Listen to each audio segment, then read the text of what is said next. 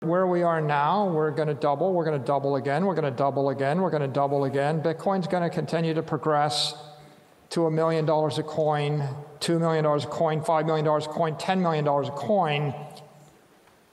And when it's $6 million a coin, there's going to be a bunch of people really angry at themselves that they didn't buy it at $1 million a coin. And so I think once you understand it to be the center of the financial universe, right? It's basically the fulcrum around which we all generate leverage. It is the frame of reference of all value and scarcity. Bitcoin marks a transformative shift in the realm of assets. Its supply is capped at 21 million tokens, with over 93% already in circulation, providing a fundamental advantage. This scarcity sets it apart from traditional finite assets like gold, positioning Bitcoin as a robust store of value. A revolutionary aspect of Bitcoin is its classification as property, offering substantial legal and tax benefits. Many countries recognize Bitcoin as property, bolstering its security and credibility. Since its launch in 2009, Bitcoin has consistently been among the best-performing assets. The upcoming Bitcoin halving in 2024, expected to reduce new supply, historically triggers bull rallies. Coupled with growing institutional interest, this sets the stage for unprecedented growth. Bitcoin's resilience is evident in its ability to withstand bans, controversies, and various attacks, highlighting its robustness as a monetary system. Michael Saylor emphasizes Bitcoin as the best property globally and the most superior asset. The video delves into Saylor's breakdown of Bitcoin's property value in comparison to real estate and other investment options. Please take a moment to like this video, subscribe to the channel, and don't forget to drop your comment and observations in the comment section below. Thanks and enjoy the video. You can never have enough Bitcoin. I think the right way to think of this is Bitcoin is going to grow in a serpentine pattern with rapid burst of growth, some drawdown, but on an exponential curve. Right now it's like 45 or 50% compounded annual growth for the past 3.5 years since we got involved. And I think it'll just continue to grow at a high growth rate between 20 and 40 or 20 and 50% for the next 1 to 2 decades. And it'll gradually, the overall long-term growth will probably go from 45% annual to 40 to 35 to 30 to 25 to 20. And it'll hit a terminal growth rate of like 15%. And when it hits that terminal growth rate, maybe 20 years out, maybe 25 years out, it'll be growing twice as fast or compounding twice as fast as the S&P index or any other diversified, high-quality portfolio of assets you could buy. So if you think about it like that, you just say, well, where we are now, we're going to double, we're going to double again, we're going to double again, we're going to double again. Bitcoin's going to continue to progress to $1 million a coin, $2 million a coin, $5 million a coin, $10 million a coin. And when it's $6 million a coin, there's going to be a bunch of people really angry at themselves that they didn't buy it at $1 million a coin. And so I think once you understand it to be the center of the financial universe, right? It's basically the fulcrum around which we all generate leverage. It is the frame of reference of all value and scarcity. Once you get that idea, then the logical thing to do is just to continue to sweep your cash flows into it from month to month to quarter to year to year. You could call that dollar cost averaging, or you could just call it, savings. But, there's no end in sight. I mean, if I told you you could buy Bitcoin at 100,000 and it was going to go to 6 million and you were going to get 60x your money, then why wouldn't you? I think that the industry is going to be very dynamic. To be clear, if I had $1 billion right now to invest, I would buy Bitcoin.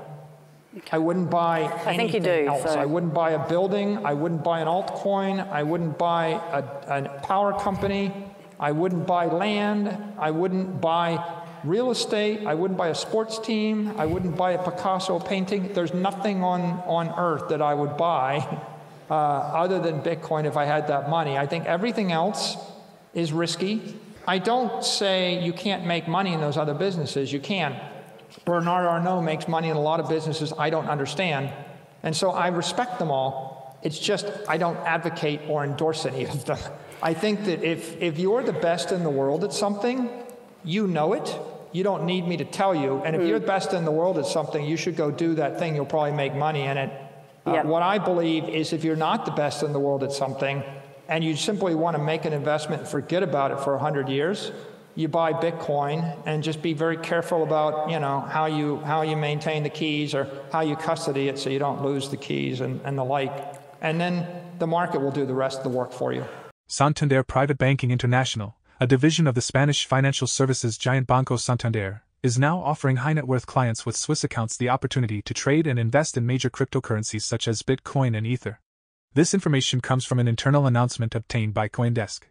In the coming months, Santander plans to expand its cryptocurrency offerings, introducing additional digital currencies that align with the bank's screening criteria.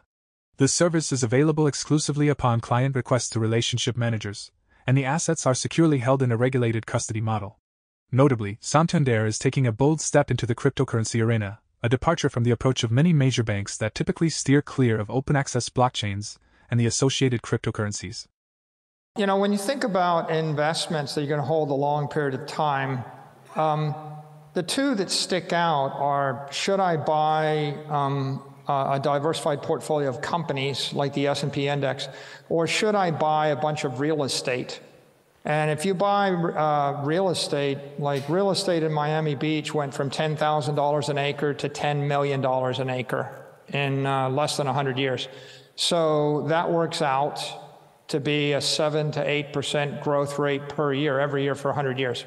And if you have that perfect portfolio of stocks and they're very competitive, then you might get something similar. But when you look at it, investing in stocks is very complicated. Like, name a company that'll still be here in 100 years. Like, how do you establish the S&P index? So if you take a 3-generation or a multi-generational view, it's kind of hard to figure out how I would buy a bunch of companies and hold them 100 years. But on the other hand, holding property for 100 years is very straightforward. You know, the royal family of Japan, or the royal family in the UK, or royal families in the Middle East, they just buy up all the best property and keep it for hundreds of years, right? How long has the British royal family had the center of London? 500 years, 1,000 years, right? The emperors had the center of Tokyo, 1,000 years. So holding the middle of Manhattan, or holding, if I could basically, yeah, you remember, I walked through the botanical gardens in Sydney, and I thought it's the most beautiful thing. What if you could own it? Like, what if you could own that entire garden? I don't know, what is it, 50 acres? It's spectacular. Would you ever sell it? Probably not. You could probably afford to buy it now. Yeah, but you know, like 500 years ago, right, someone came along and it was there. And so now property is a good investment. And the reason property goes up by a factor of 1,000 is because if you look at it, what you realize is politicians can't make more of it. You can't print more property. The garden is the garden. The Sydney Harbor is the Sydney Harbor. You're not going to wake up and find out that there's 100x as much beachfront property as there used to be. So when the money supply expands by a factor of 100 and the number of acres on the beach in Miami Beach stays the same, the price per acre goes up by 100. And that's why property is a good investment. The problem with property is you have to buy it in chunks of buildings at a time or acres at a time, and sometimes the best property isn't available for sale. The second problem is there's property tax. So if you owned all the property in the middle of Sydney, you're going to get taxed on it by the mayor and by the province and by the country. And a lot of times people can't afford to pay the property tax for 100 years. And then if someone zones your property, or if there's a war, what if you owned the nicest property in the middle of a war zone? What if you owned all of the nicest property in Ukraine, in Kiev, right? It might be devalued by the war. It could be devalued by a pandemic, by an earthquake, by a tsunami, by a tax. And if I handed you $10 million and you lived in Africa, and you had a choice, buy $10 million worth of property in Zimbabwe, anything in Zimbabwe for $10 million. You could pick anything you want in the entire country and buy it for $10 million. Or would you rather buy Bitcoin, $10 million worth of it? Well, the property in Zimbabwe, maybe it's scarce, but it could be impaired and it's not mobile. And maybe you don't want to live there. And maybe the people with the money in 100 years don't want to move there. So it's not clear that you'll be able to mortgage it or rent it or sell it or carry it with you. But on the other hand, Bitcoin is capped. Bitcoin is like Manhattan in cyberspace. It's 21 million city blocks in a cyber Manhattan, and one day 8 billion people will want to live there because everybody in the world, all 8 billion people in the world want to be wealthy. They all want to keep their money. There's no one that doesn't want Social Security and economic well-being, not from now to the end of eternity. For 1,000 years, people are going to want the money. The CEO of Binance and Bitcoin analysts are turning their attention to the upcoming Bitcoin halving event, a focal point for the crypto community after a challenging crypto winter. Scheduled for April 2024, this event occurs every 4 years, having the market supply of new Bitcoin from 6.25 to 3.125 per block. Changpeng Zhao, Binance CEO, initiated a countdown on Twitter, signaling that the Bitcoin halving is only 135 days away. Historically, the Bitcoin halving has correlated with bullish momentum in the cryptocurrency's price due to the interplay of supply and demand dynamics. About 60 days before the halving, a pre-halving rally tends to occur, followed by a retracement during the actual event. The subsequent multi-month reaccumulation phase is characterized by Bitcoin's price fluctuating with modest gains. The post-halving period typically witnesses a parabolic surge, propelling Bitcoin to new all-time highs. Rec Capital, a prominent analyst, breaks down the phases of a Bitcoin bull cycle, emphasizing the accumulation phase where investors may get shaken out due to impatience or disappointment. The broader question posed is whether Bitcoin could ever reach a valuation of $10 million per coin, a notion suggested by Michael Saylor. Share your predictions on this potential milestone in the comments section below. For more Daily Dose Crypto news, check out these 2 awesome videos on your screen. Click now and we will see you on the next video.